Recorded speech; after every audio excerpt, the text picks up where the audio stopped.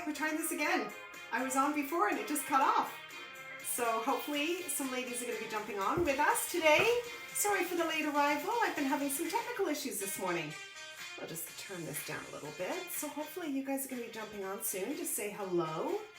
When you jump on, please say hi. Heidi, hello. On here. Hopefully we get some more ladies joining us very, very soon.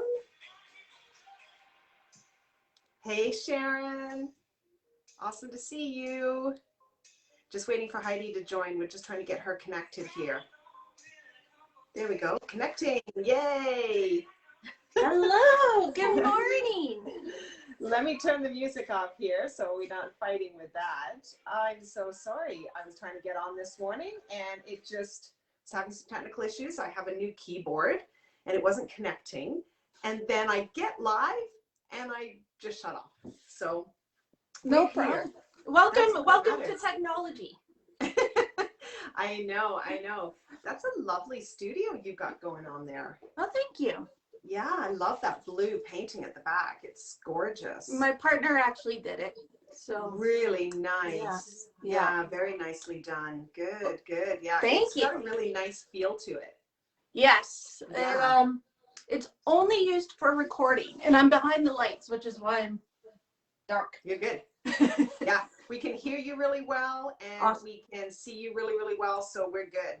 I've got my chair. I've got my water. I've got my weights. Awesome. So we've got Sharon with us right now. Hopefully we'll have a few more ladies. Yeah, Sharon's on board with us. Hopefully we'll have a few more ladies start to jump in. Certainly. But I would love for you to introduce yourself. Tell us a bit, because this is going to be put into the Facebook group as well. And so everyone will have a chance to get to see it as well. Even if they can't hop on live, then at least we know that they'll be able to see it. If you're jumping on, ladies, please say hi. We'd love to know who's here. If you have any questions throughout the interactive presentation, don't hesitate to ask. Heidi will jump on that and we'll get all those questions answered for you. So I'm going to hand it to you. Tell us about you, what you do, what amazing things you do to help women. Well, first off, Sarah, thank you for having me. I'm so grateful that you've given me this opportunity to be able to help your audience. My name is Heidi Lootsma. I'm located in Waterloo, Ontario. We're neighbors. Sarah. We're super close. It took a course to connect us, but that's okay. Yeah, that's okay. What I do is I work with women 40 and over. The average age of my clientele is about 57. And I work with these women to bring movement back into their life or to introduce movement into their life. So we start with a foundation just to get a starting point for where we're at, and we go from there. Everything is personalized, and that's because I'm a huge advocate of safety. Yeah. If we put ourselves in a position where we can hurt ourselves, we actually go backwards instead of forward. So we want to keep that forward momentum going, and that's where my personalization and professionalism comes in, is to help those ladies who maybe have health conditions and don't know where to start. So things like diabetes, blood pressure issues, those can be scary, or even weight issues. So, 300-400 pound women. Yeah. Who it's scary to exercise, and absolutely. It puts us in uncomfortable positions, and my job is to omit those uncomfortable experiences and make them pleasurable. So amazing. That's ultimately what my goal is and what my job is. That's fantastic. So how many, in your experience, have you found a lot of women when they jump into exercise, they go sort of that no pain, no gain attitude? And what are the like do you have any sort of statistics or sort of your own anecdotal experiences to how often they get injured, or what's the risk of getting injured when they sort of don't really know what they're doing? Yeah, that's a great question.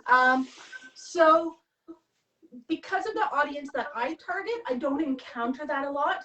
But what I do encounter is those that have done that Yeah. previously. So maybe in their 20s and 30s, and now they're coming back in their 50s, and they're like, wait a second, I've been there, done that. I don't want to do that again. So the problem, I mean, we're ambitious individuals.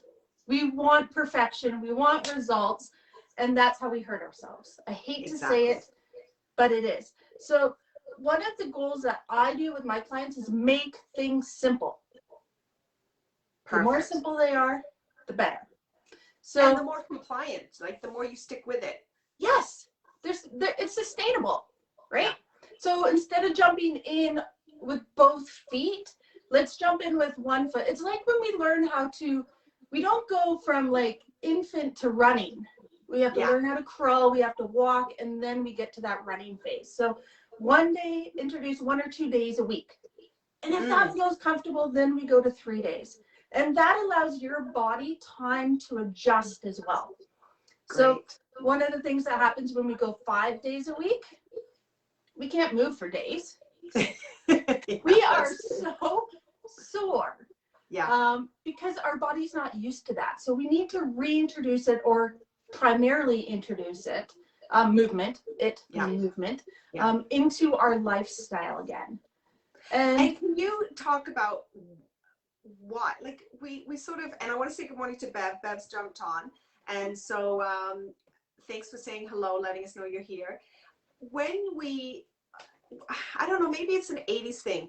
We had another personal trainer come into the group, and she was much younger. She sort of came from that high intensity world, where she was coming into the same place where she was trying to tell the ladies in her community that we need to pump the brakes because we're overexerting ourselves. And I think it's sort of that era, like women in our 40s and 50s, we've sort of come from that era where we have to feel like we have to work really hard to get the results. And if we don't have that soreness, I mean, I'm talking about, I have to like squat slowly to the toilet pain because my butt and my thighs have been excruciating. And I'm thinking, oh, but I know that's working because I can't bend over.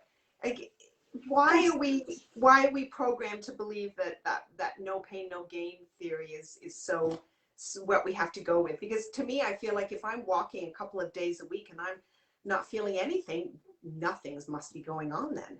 Yes, great questions. There's like 3 answers that I have. Yeah, sorry. No, that's okay. They're great questions, and I get them all the time. So that no pain, no gain, I think was implanted into us by social media. Yeah, it's the beauty of marketing, right? Yes, exactly. So that, we feel like if we don't have those sensations, we haven't worked hard enough. When in fact, those sensations means you've overdone it. We've worked too hard. Yes. Yeah. So you have muscle fibers. I'll get a little sciencey here. Sure, so we have muscle fibers. Let's use our quads, for example, because you talked about sitting down on the toilet and not being able to get back up. So we've got all these muscle fibers in our quads, or the top of our thighs, and think of them as little strings of spaghetti. And what we want to do is when you're exercising, you're lengthening and shortening those muscle fibers. And what happens is when you're sore the next day, you've lengthened them so long that you've ripped them. Oh, wow. Oh, yeah. So that makes total sense.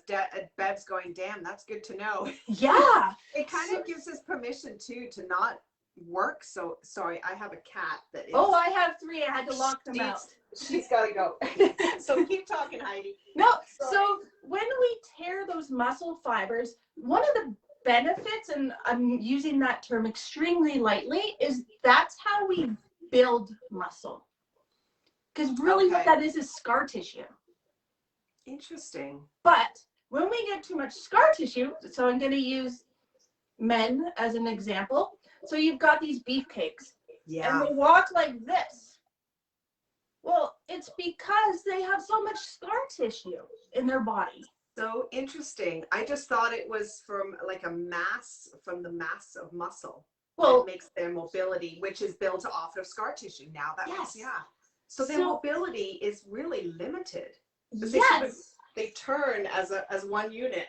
Yeah, because their muscles are so tight. They're like in constant like contraction that they just can't move. And mobility is huge because if you don't have mobility, you're going to pull a muscle, you're going to hurt yourself even more. Yeah, absolutely. So when you talk about no pain, no gain, and not feeling like you're making results, that's where things like, as much as we hate them, but that's where things like before and after pictures, measurements, so quantitative things are best because like a picture is subjective. Yeah. So we only see what we want to see. Whereas, so do you discourage women from getting on the scale regularly? Do you work more off of a measurement? That's a great question. Typically, it's a double-edged sword. It's a gray zone because for me, I use a scale to tell me what my actions for the previous day or the 2 days before do to my body. Okay. So for example, I use a scale. So say it's the weekend and I have a few beers. Sure. Well, then I can see on the scale the effect of those beers. And I don't get down on myself for it. Yeah. What it's doing is I use it as a teaching moment. Yeah, you're learning how your body's responding to what you're putting in. So it's basically just water retention. Is that what it is? Is it just really just something that has put on a little bit of extra fluid, or you've had that? I am notorious for, my friend Penny, your timing is perfect, Penny. I'm notorious for overdoing it on the soy sauce or that sauce for sushi. Yes, I love sushi. I had it last night. I know, it's amazing. But then I like blow up the next day because it's so much sodium. Morning, Penny. So, yes, but that same result would happen if we measured ourselves because we'd get that bloat. We get that water retention anyways. So the key is not to necessarily stay away from the scale.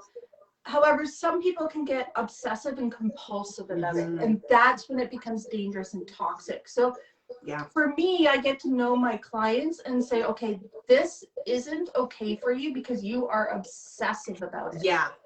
That is not healthy. Yeah, that's great. Yeah. So does that kind of answer your question? Like it's kind of a gray zone, but you need to find something like, for example, a quantitative measurement for some of my clients might be going up a flight of stairs without getting winded. Yeah, isn't that interesting? Yeah, so it's something so straightforward that we're just used to being winded. If that's what you experience, you're just used to it and you don't realize that that's just not common anymore. Like you don't have to be that winded when you go up this flight of stairs. Yeah, we tend to, as humans, overcomplicate things. Yeah. So I like to bring us back and say, okay, let's just start with this. And a lot of my clients are like, Heidi, that's like too simple. And I'm like, great, let's master simplicity. Amazing. Okay. So what are you going to show us today? So first off, I wanted to thank everybody that's here. Yeah. Because that's scary. Yeah. Right? That's a big step in and of itself. And I'll tell you, the hardest thing about exercise is showing up. Right? So true. So you've already overcome that big obstacle. And for that, I want to say thank you and congratulations. Yeah, ladies, if you're jumping on, please say hi. Let us know you're here because we don't get to see a whole lot of who's on. I just see numbers. So please wave. Let us know you're here and jump in, ask questions. Heidi's going to go through some movement with us. Yes. So when you're seeing that, if you want her to stop and take a minute to show or explain, then just dive in. Ask questions, please. Yeah. I love questions. Yeah, questions are great. Yeah.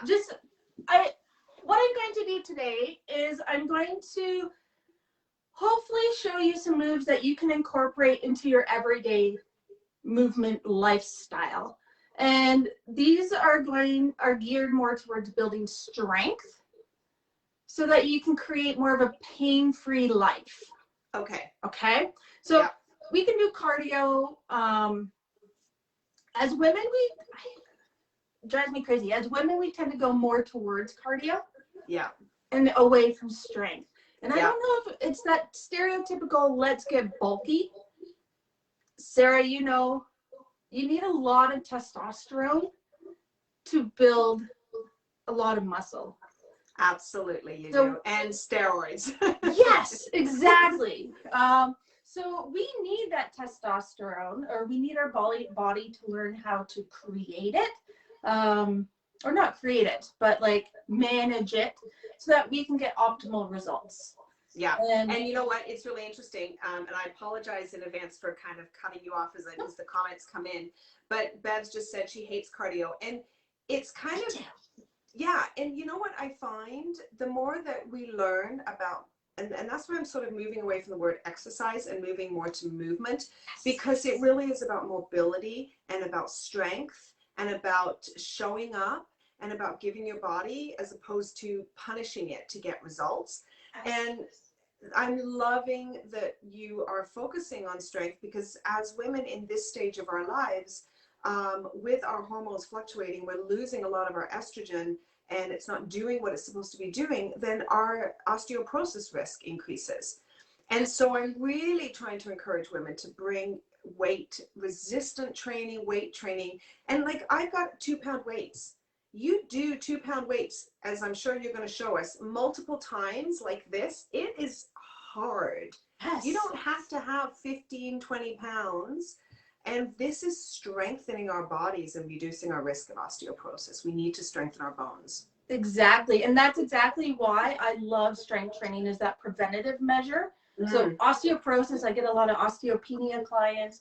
The other thing I get a lot of, and just as an aside there, Sarah, before I get started, is pre and post surgery clients. Yeah, so, yeah. Believe it or not, building strength before you go in for knee surgery, hip surgery, shoulder surgery can decrease your recovery time. Isn't that amazing? So yes. You wouldn't think that you would almost have to train to go into surgery, so to speak. Yes. So can I just give 2 quick examples before we get started? Absolutely. Yeah. So I had a client who was diabetic, 5 insulin shots a day. We got her down 55 pounds. She's now on 2 insulin shots a day. Amazing. With that weight loss, we discovered an abdominal hernia. Okay. Because now the adipose tissue was a little bit less, and we could see that. So she went in for abdominal surgery. The doctor said she would have 6 to 8 week recovery time. Her doctors were so amazing, and I've been working with this lady for 2 years. Her doctors were so amazed. Her recovery time was 3 weeks. Because Isn't that of the incredible? strength she had developed. Right? Yeah, yeah. So that's one example. Another example, say you're going in for knee surgery. What happens, or you break your leg? What happens when you have no legs to use? We have to use our upper body. Yeah, absolutely. So we want to be preventative in that measure, and activities of daily living, so getting out of the bathtub, right? Like, we need a lot of strength. So that's why I focus on that building of muscle. It's super important. Cardiovascular is great for heart health. Yeah, yeah. You can do that with strength building as well. Oh yeah, you can absolutely get your heart rate up, and you don't have to be doing high intensity running to get your heart rate up. It's about getting your heart rate up and keeping it at a level that is going to put you in a fat burning zone. You don't have to be in this like running hard sort of thing. I love that example of something as simple as going in for knee surgery. You're already training somebody for the other side of that surgery by increasing their upper body strength, because they're going to rely on that because they don't have the movement of their legs. Huge. And it's really intuitive and intelligent. Yeah. We want to be proactive. Our society is so like reactive. Yes. And we need to change that mindset and that methodology that we use, and let's be proactive. How can we make our bodies better? Right? I love that. And I think Heidi and I are so aligned, because that's really the passion that we both have, is this proactive treatment of our bodies and how to be sorry, I have a cat fur. Yeah, she must have hit me on her way by because it's like driving me nuts. So yeah, we're so passionate about being proactive, about being really sort of being a warrior, taking control of our health. And it doesn't matter where we've been all of our lives. It doesn't matter. We're here now. It doesn't matter what choices we've made or what weight we've gained or what surgery we've had. We can work with where we're at. And Absolutely. It doesn't have to be now a reactive. It's now about, okay, let's meet you where you are and now let's move you forward. And it's small, incremental types of things that can make a huge difference. And I've learned to move away from the word consistency and move to the word commitment. Yes. And just being committed to do what I need to do to make those changes, because consistency is a difficult thing to chase. It's really hard. It is, but you can also put a measurable thing. So I use a calendar and I put X when I do exercise. Yeah. Yeah. And you can see that. Too. Yeah. I have that. I have check marks. Yeah. Yeah. And so that's one way, like when I say, let's be consistent, it's like, okay, how many check marks can we put on the calendar this month? Absolutely. Yeah. And it's an intertwined, I think it's what works, like, yes, small things, right? Like, you could be working out a certain way, and like Bev is saying, I hate cardio, but you could introduce something in a completely different way, and then you say, hey, that's cardio, and you're going, oh my gosh, I am actually enjoying it. We just have this sort of perspective of what one exercise means. Like, yes, working with weights, we're going to bulk up, and nobody wants to do that. Cardio is, high intensity, you're sweating, you're just, it's boring. But All it could those be different dancing. Yeah. It could be going for a bike ride. Yeah, it could be, and just walking around the block, right? Yeah. That's cardio. So, but to your point, doing light weights and being consistent in a routine is going to get your heart rate up. It's cardio too. Yeah. So yeah. Yep. Amazing. All right, so let's get started. Okay. So I'm gonna get in my chair too. Yeah, get yourself all situated. I'm gonna have a drink of water first. This is how I do my daily bicep curls. I noticed that the other day when we were talking. It's like she's got this massive jug. Well, this is my goal for the day. So I'm a visual person. So I need to have this so I remember to drink my water. And when I'm done, I get to have tea. That's my reward. Yeah, I get. Beth's asking, is walking enough cardio? Absolutely. Absolutely. It depends where you're at in your journey. Like 10 minutes for some people is like, that's where I'm at. For other people, it's maybe 30, 40 minutes. That's where logging what you're doing and how you're feeling becomes invaluable. And it allows you to create the progressions that are right for your body. So you can walk, but you can do like speed walking. You can do like just a nice little jaunt. Depends really where you're at. I usually use like a talk test. So how many words can you say before you need to take a breath? Right? And that's how you can tell kind of your intensity level. Yeah, even going up hills, right? Yeah, absolutely. Yeah. So finding if walking is what you enjoy, it's perfect. Right? Yeah, if you're just going for a stroll, then for you, like you said, depending on your health fitness level, like your fitness level, that stroll, like even just going up the stairs can be really winding for some people. Going for a stroll down the end of the road, it could be very winding. So you're right, exactly. As long as you're doing it with intention. Yes, yeah. That's where it really comes from. Can you still hear me, Sarah? Yeah, we can hear you perfectly. I saw Bev asked another question. It slid up a little bit. So I think she was asking about calcium and its role in osteoporosis risk. Do you talk to the women that you're working with in terms of how calcium can be a benefit there?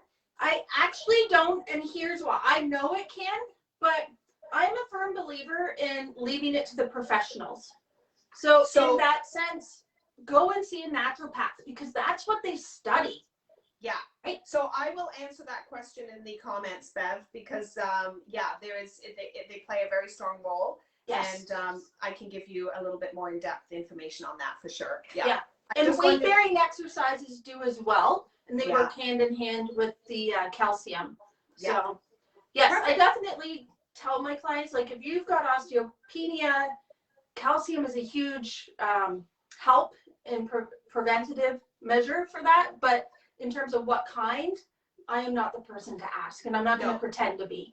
No, that's totally fair. And for the ladies that are watching, can you just sort of differentiate between osteopenia and osteoporosis? So osteopenia is kind of that before you've been fully diagnosed with osteoporosis. Okay. It's kind of like that perimenopause and postmenopause. Like there's certain measurements in bone density that put you in that osteopenia. Yeah. And then when you've gone past that kind of measurement, then you're full-blown osteoporosis. So it's all based on bone density and how strong your bones are. Yeah. In layman's terms. Yeah, because I think we tend to use the generic osteoporosis. It's already been diagnosed, and since we're talking about proactive, then I wanted to differentiate that osteopenia. I can never say osteopenia. Yes, you got it. Osteopenia. And Bev's saying that she's confused about calcium. There's different views, so I will. I'll give you some info on that in the. I'll reply to your comment after the video. Awesome. So thanks for asking that, Bev. Yes, thank you, Beth, for all those great questions. Yeah. Okay, so how many exercises do you want me to go over? Like 5, or you give me? Let's go. Yeah, let's go. I don't know. Anybody want to throw? What would 5 exercises in time wise? What would that look like for somebody to try and implement that in their day? Sure. Okay, so the first one I'm going to go over is, so this kind of little program that I give is for somebody who hasn't exercised in a very long time. This is where I would start clients when they come to see me. If they're overweight, if they've got joint mobility issues. One of the number one things, and when you talk about the 80s, we have a lot of I see a lot of avid exercisers that come to me now 20 years later, 30 years later with knee issues. And the number one problem is because they never did their squats right. Yes. Okay. So I want to go over that first because that is a primary movement that we do every day, whether we recognize it or not. So I want to touch on that first, and then we'll kind of progress. So if you show us 5 exercises and how many reps we would need to do, can you give us sort of an example? Would that be a 10-minute routine that we can put into our day? Is it a 20-minute routine? Like what you show us, and say we do 3 sets of 10, for example, and you show us 5 moves. What would sort of that time frame be required for people to invest in their day? That's a great question, Sarah. And I'm not going to give you an answer because it depends how fast you move. True. Right? It depends how many breaks you need. Yeah, that's true. So it depends on, are you doing a slow and controlled movement because you're trying to build the muscle strength, or are you doing a faster movement because you want to get more cardio based? Okay. So the tempo with the tempo of each exercise. So this is where when I make my clients programs, I get really excited and I'm like, oh, this will take you 45 minutes. And they're like, Heidi, this took me 3 days. Because everybody moves differently. So I know that's not a direct answer, but we'll give it a test today. And that'll give a starting point for, if you're following along with the video, how long it will take. Perfect. Is that okay? Yeah, and let's do about 4 moves. Is that good? Does that give you sort of a I'll do a lower body, an upper body, a core, and a cardio. Great. Sounds fabulous. Okay. So squats. You're like, why am I sitting on my chair for squats? Easy answer. I'm going to turn my chair sideways just to give you a little bit of a view here. So when you're sitting on your chair for squats, you want to be on the edge of your chair. Your feet are directly under your knees. And I know you can't really see my feet, I apologize. But my ankles and my knees have that alignment because I'm going to drive through my heels, and that's going to create a nice solid connection into my knee. Okay. If my feet are back, I'm going to end up pushing off my toes. Now all the pressure is in my knees. Okay. Okay, so to protect the knees, we have the heels directly under our knees. Yeah, heels under the knees. I'm going to drive through my heel, pushing my crown towards the ceiling, and my chest opens. So here I go. Now to sit down, you're going to land right where you are, but you want to do it slow and controlled. So you don't move your feet at all? No. Because that's your grounding position. Great. You're rooting, you're creating the roots for your movement for your heels. If your toes pop up, awesome. Oh, so your toes can pop up? Yes, yes. Yeah. So you're going to see, as you push through your heels, the rest of your body just kind of moves. And you don't want a rolly chair for this, that's for sure. No, you don't. So the other thing we want to focus on when we're pushing through our heels is also pushing on the outside of our feet. Oh, okay. Okay? That way our knees don't splay in, because naturally we're stronger going inwards. So we want to strengthen those outer thighs as well. So we're pushing on the outside of our feet, also through our heels, and back down. Oh, that does make a difference. Yes. When you go to your outside of your thighs like that. Yeah. Yep. And the third contact point on your foot that I want you to focus on while you're pressing is the base of your big toe. So we're making a triangle, our heel, our big toe, and the outside of our feet. Okay. And that's protecting our knees. It's also maximizing the movement. How are we feeling? That's really interesting. I find that actually harder than a regular squat. So that's why in my write-up I said we're going to simplify the movement, but we're going to make it harder because we're going to do it properly. Yeah, and that's actually really good clarification, that just because it's simple doesn't mean it's easy. No. If it's easy, we're doing it wrong. Patty's on the line. Hi, Patty. Yeah, she'll be. I have to share. Patty is my longest client. She's fabulous. Good morning. Yeah, she's saying Heidi does a great job personalizing. Oh, she disappeared for. Oh, here we go. As we progress, she provides progressive moves. I've worked with her for years. That's amazing. And Bev's like very informative, so that's good. Okay. Thumbs up. So that's our squat. I know it's not like a workout style, but it's important information that we want to be focusing on as we move. But you know what? I think it's really valuable because, to your point, you have probably seen some crazy, crazy squats.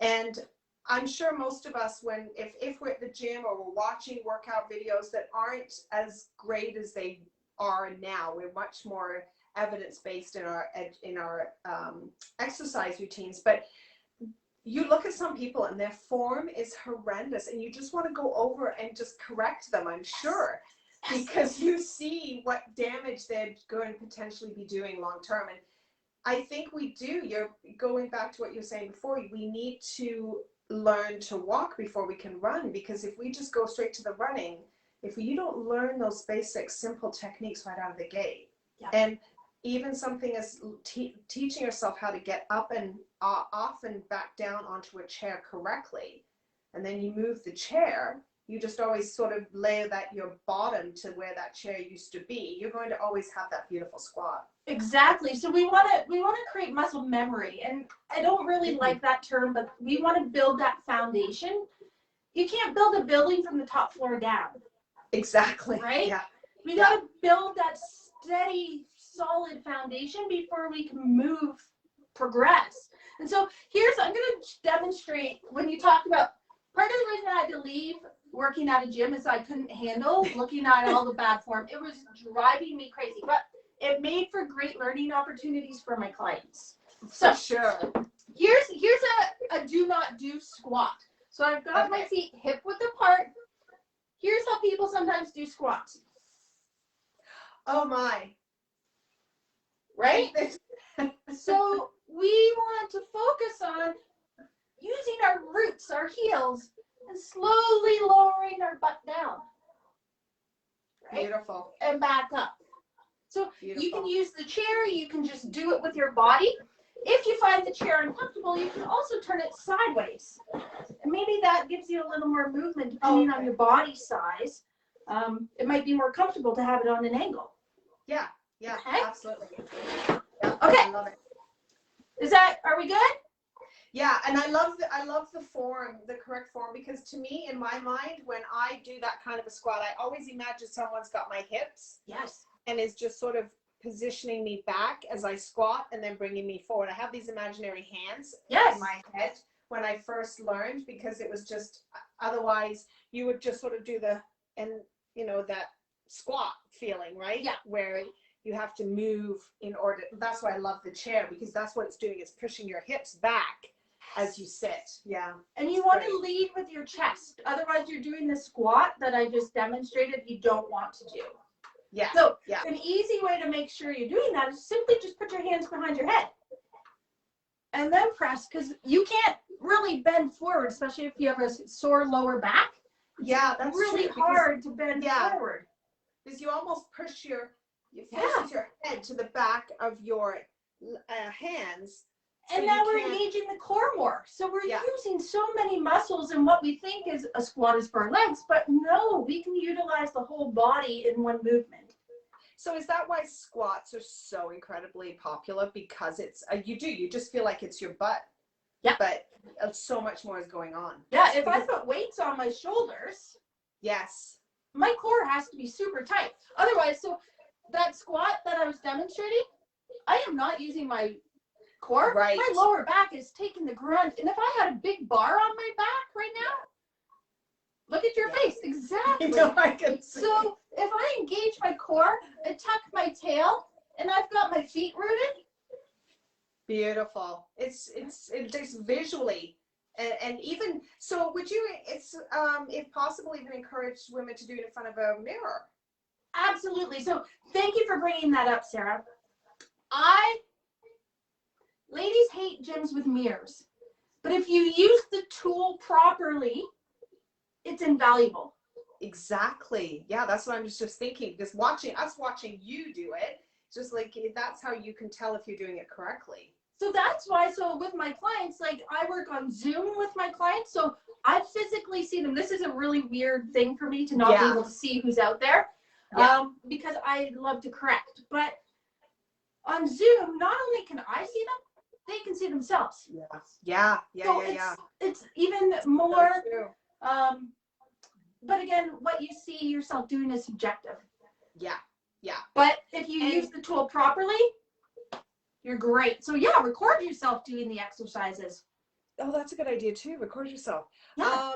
So Patty said sometimes she's saying she couldn't go down that far.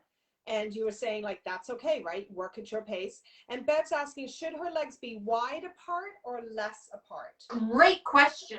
So always minimal hip width apart. Okay. Okay. Now, can I just get the magic word of hip width apart? Now, for years, people would say hip width apart, Sarah, and I'd be like, okay, like my legs were out, like, because I'm imagining my hips are like so wide. Yep. But we almost have to like feel it, right? Because I have my legs so wide apart, thinking my hips were so much wider than they really are. Absolutely. I always say, can you put your bum between your feet? Can you put your bum between your feet? Like envision sitting between your feet. Oh, I see. Yeah. Right? Okay, yeah. It's a good starting point. You're better off to be wider than you are. Now, you can do squats like this. There is such a thing as close leg squats, but depending on your hips and your knees, that's not where we're going to start. Yeah. The other thing is, and I'm so glad, was it Bev? Yeah, Bev asked that I'm question. so glad she asked this, and I know my head's chopped off. I'm sorry. Is if your knees are bothering you, simply put them out on a 45-degree angle. And okay. That's going to help. So now you can see my legs splay out, and it alleviates some of that knee pain for some people. So or it's even really hip just pain. Yeah, so it's about just sort of playing a little bit within those parameters to find your comfort. Yeah. Nadia's asked a great question. She's got a mild form of scoliosis and fibromyalgia. Should she be doing squats? So this would be something that without an assessment, I wouldn't be able to answer. Exactly. If the doctor, some doctors are more better than others, but yeah, that's where I would say, okay, consult with your physician before you start. And I always ask for doctor's notes in that situation because I want to work with the healthcare provider so that we're working in a linear fashion instead of one person going this way and one person going this way, and now we're not going down the same road. So that's right. Depending where your scoliosis is and in which direction it bends, it's hard to say. Now, chair squats might be great, but you might not want to add load to that, right? And load, what do you mean by load? Load, so weights, bands, any additional weight other than your body weight. And how will she know if Nadia is doing that move? Are there certain feelings that would imply to her that this is not really a good idea? Yes, that's a great question. So definitely if she's extremely sore the next day, or even if while she's doing it, it doesn't feel, so there's two types of pain. There's good pain, which is like, okay, my muscles are working, awesome. And then there's bad pain where it's like, this is really painful, I cannot stand the pain. Yeah, that doesn't feel, it's I've always equated sort of, it's so strange, I've equated it to the babies crying. You know, for those of us who have children, before we had children, you know, oh, well, how do you know? Oh, you'll know. Yeah. And it's like, I don't know. But then, of course, once that baby cries and you know. Yeah. And so, it comes to about really connecting with your body and knowing what that is feeling good and what's not feeling good. Yeah, it's basically your body communicating with you to say, hey, don't do this anymore. Or, hey, okay, I can do this, but only for a short time now. Let's build this up. So I'll work with you. Yeah. But we got to do it in small chunks. Only so far, yeah. Yeah. I hope that answered your question, Nadia. Let us know. Yes. Okay, perfect. So let's do an upper body exercise. Yeah. Let's grab our weights. I've got beans and chickpeas. That's amazing. I do that because if my daughter works out with me, we don't have enough weights, then we go grab the cans. Yeah. Water jugs, cans, like, again, we complicate things. Let's keep it easy and simple, right? So we're going to do kind of our chest and our back. So especially nowadays, like we do a lot of sitting. So we want to open up the chest, but we also want to strengthen our back muscles so that we can have a nice, good posture. So this exercise here, we're going to target back, chest, and some shoulders. Nice. Okay? So we're going to put our arms at 90 degrees. Okay. 90 degrees.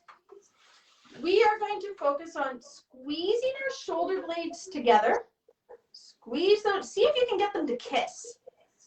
While keeping your arms parallel to the ground. Now you might feel a stretch in your chest. Yeah. Let's hold it here for 3, 2, 1. And now we're going to squeeze between our chest and bring those weights in, but squeeze between the chest bones. Good. And then squeeze those shoulder blades together again. Squeeze, squeeze, squeeze. Open up that chest. Squeeze those back muscles. Pop the chest up. Hold, hold, hold. And again, our wrists are over our elbows. Yep, perfect. And let's squeeze that chest. So how are your arms feeling, Sarah? I can really feel it in my shoulders. Yes. I can really feel it in my shoulders. So there's the weakest part of your body. It is. And we only work to the weakest point. You're only as strong as your weakest muscle. Yeah, that's right. Right? So I have some clients, and Patty can attest to this, who have weak wrists. So we strengthen the wrists because we can't lift weights if our wrists can't hold them. That's true. Yeah, that's true. Right? So we want to strengthen those first. Now my back wants to pop in, or my chest wants to pop out. I want to do like that. Yes. Almost. Yep. So you can do that. So what you want to, so I'm going to demonstrate. That's a great point There's Sarah. I asked that question so I could bring my arms down. So if we're bringing, but we don't want to arch our back. Do you see how I arch my back there? Yeah, yeah. So, like that's how your body feels like it wants to go. So that's our weak core, right? So here's a great opportunity. So if my back's like this, if all of a sudden I tighten my core, so I always tighten my core by kind of tucking my tail between my legs. Yeah. So all of a sudden you can see how that's tightened here. So now I'm working my core at the same time. Yeah. Right?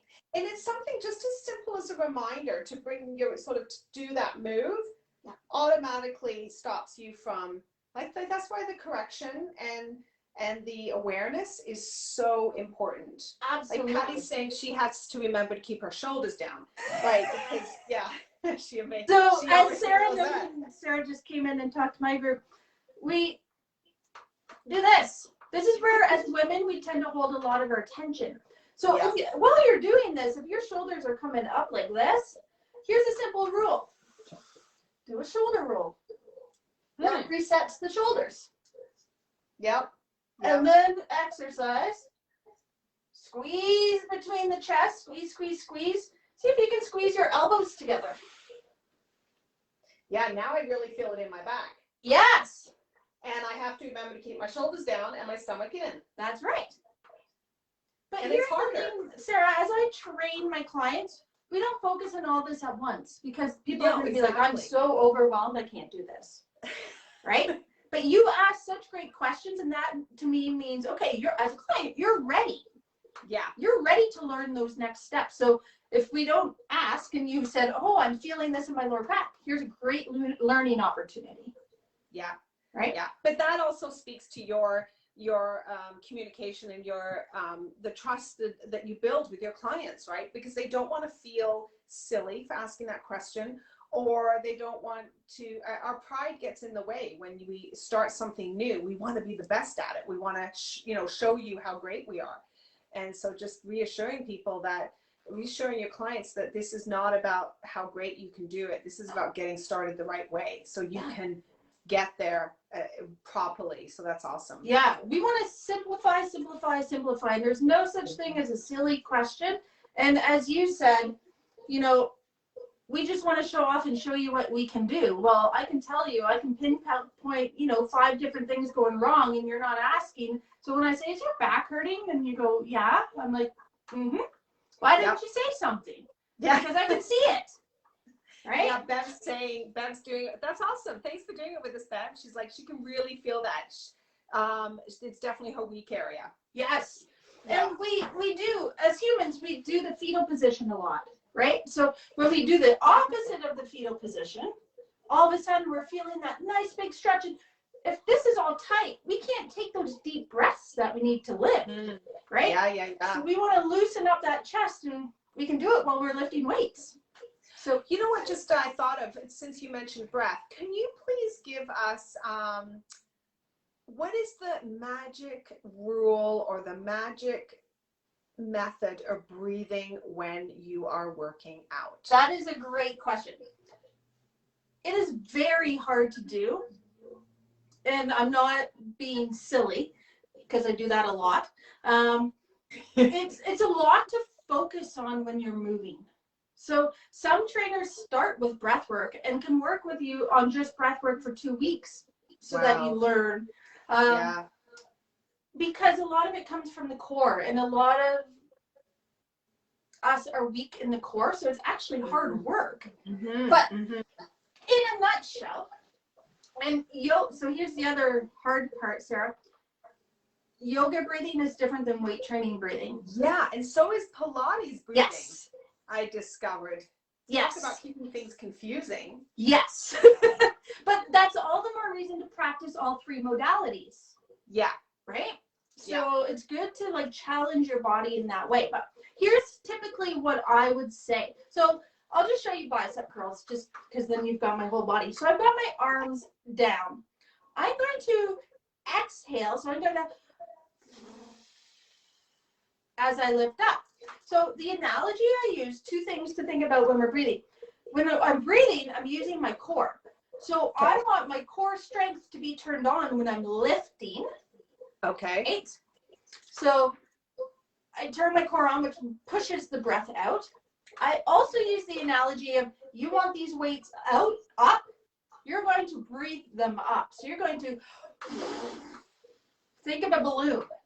So you're breathing out. So you're blowing. Okay. You're blowing them up. You're blowing up those biceps, right? So you breathe out when you do that sort of the hard version of the move? Yes, that's called the exertion movement. Yeah. Point. Yeah. Yeah. So if I was doing shoulder press, I'm going to inhale, come down. I'm sucking it down and blowing it up. Okay, so because that's what Bev's saying, I can never concentrate on my breath work, and Sharon's going, I never know when to breathe in and when to breathe out. And it is because you're so focused on the move. I've like when I work out with my son, I'm like, breathe. Your face is red because you go. Yep. And our muscles you hold it. Oxygen to contract. Oxygen is the fuel, essentially, to some extent, to muscle contraction. So if you're holding your breath, your muscles aren't going to work. So you're nice big breath down. And so here's the other trick, a little insight. When you're going against gravity, go slow. You're getting an extra resistance there. And take a nice long breath in. Right? So you see the guys at the gym, they're like, well, they're using momentum to come up and they're using gravity to come down. There's nothing fancy about that. You're actually not working very hard. I hate to break the news to them, but they're not. You're right. Yeah. Beth just asked a great question. Does your breathing really hamper results or your health? So breathing is very, very, very important, but I don't think it's going to hamper your results in a way that you wouldn't want to exercise because you're not breathing right. Right. And Yeah. it's not like you're going to make the move, regardless of what your breath is, that move is still happening. Exactly. And you're going to fine tune your breathing with your movement as you become more in tune with your body. Again, it's like patting your head and, I don't know, rubbing your nose and it's you can do that. I can't do that, but I can breathe and move at the same time. Yeah, and yet the breath work is tough for me. I really have to, I have to coach myself when I do it. And so that's really helpful. It's like breathe out, breathe in. And when you breathe out, push from your abdomen. Yeah, because you're feeling like, almost like you're doing a slow punch, right? Yeah, exactly. Or you're having a poop. Like you're bearing down, you're pushing that air out. And that's giving you abdominal contractions. Yeah.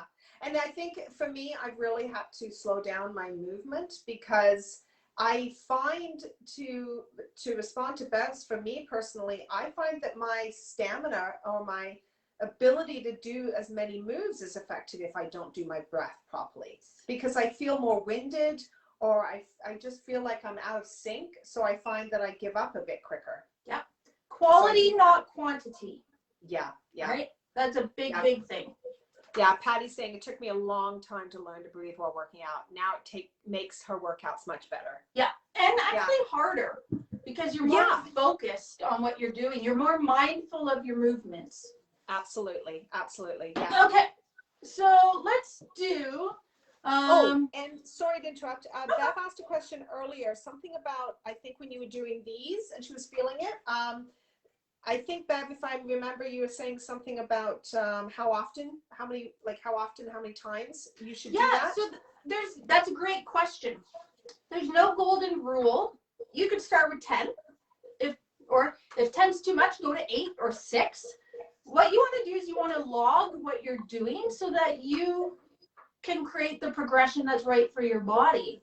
So, like, when I set my clients' programs, I'm like, okay, let's start with 6. Okay, how did that feel on a scale of 1 to 10? Was that challenging? Was that, that was easy. Okay, then we're going to move to 8.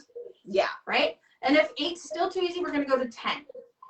And so I know a follow-up question to that is then how many rounds are we doing? Right. So there's two ways to answer that. One, are you going for endurance or are you going for strength? Right? So if you're going for endurance, you can do 6 rounds. Sure. Right? If you're going for strength, you're going to do a slower movement, but maybe you're only going to do 3 rounds. Yeah. But you want to go to the point where the last 2 are like, I can do this, I can do this, I can do this, right? So like you said, I asked the question so I could put my arms down. Yeah. Right? So if I had made you do 2 more after those last 2, you would have been like, okay, now I'm done.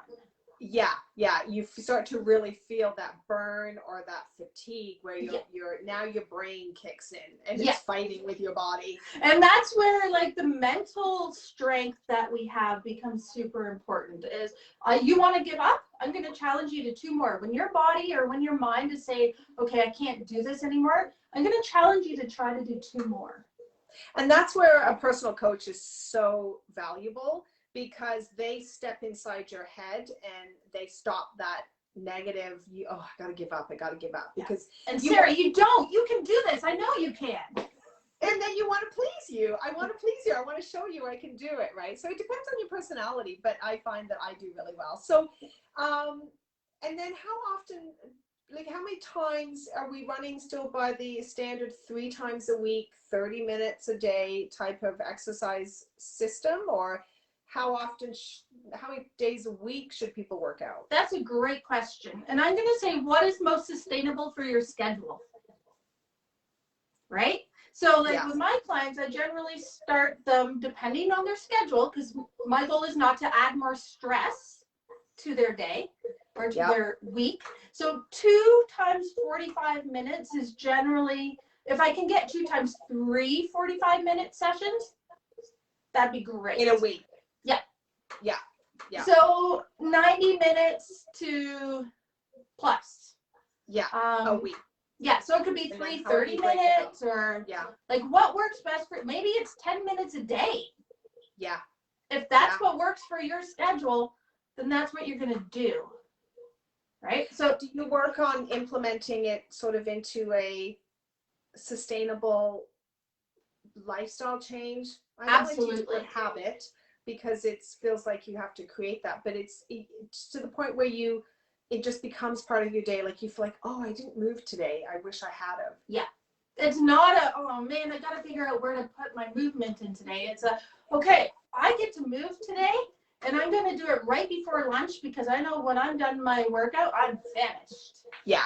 And then you get your like my reward without question is my well, I don't drink a whole lot of caffeine. I have a caffeine alternative, but I have that in my macadamia milk and a little bit of maple syrup with that coffee alternative. That's my reward. I go into my office and I feel like I've accomplished something and I can get on with my day, wherever that is, right? Yeah, and maybe you want to try that once before your workout, because the caffeine is going to give you a little extra boost. Yeah. You give that little bit of, so you can have that definitely if you're drinking, if you're building caffeine, if like you're still drinking caffeine and it's working. So for me, caffeine's not working for me. It triggers my hot flashes. Yes. So, but I still have, I can still drink it limitingly. I usually have it on a Saturday morning. That's when I enjoy it the most.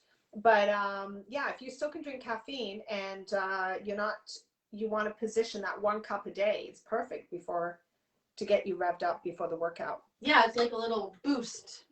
Yeah. It's like your steroid. Yeah, exactly. Well, we have been on here for an hour, crazy as it is. And isn't that insane? Well, just so much good information. Yeah, I hope that helps some people. Yeah. Great. If anybody has any questions, I'm more than happy. If they've got issues, I'm more than happy to share. I can do little videos and send them to you, Sarah. That'll be awesome. Is there, when we are done, we'll throw in your contact information in the comments. Yep. So if anybody has interest in working with you, or if they have any interest in getting more information, details and questions, and then if I get any questions further, but it'd be kind of great to even just have a little bit of, I don't know, we can focus on do like a little 15-minute video that we can plot back into the group that focuses on specific things, right? And we can do that a couple of times a year. The other certified trainer too, Caitlin, like just even small things. Well, we're coming closer to the summer. What can we do around the summer? We're coming into the winter months. What can we do in the winter months? And we can stay on top of that. And I love the fact that we can accommodate all ranges of fitness. So yeah, or even if we have topics like, okay, today's like a knee workout. Exactly. Right? Or lower back, or so if we have problematic areas that your audience consistently has, we can address those as well. Yeah. Perfect. Well, everyone's saying thank you so much. Well, you're very welcome. Thank you for having informative, me. I greatly very appreciate helpful. Yeah. Thanks, Heidi. You're And welcome. Thanks, ladies. Great to Thank see everybody. you. Thanks for dropping in. Okay, take care. Bye.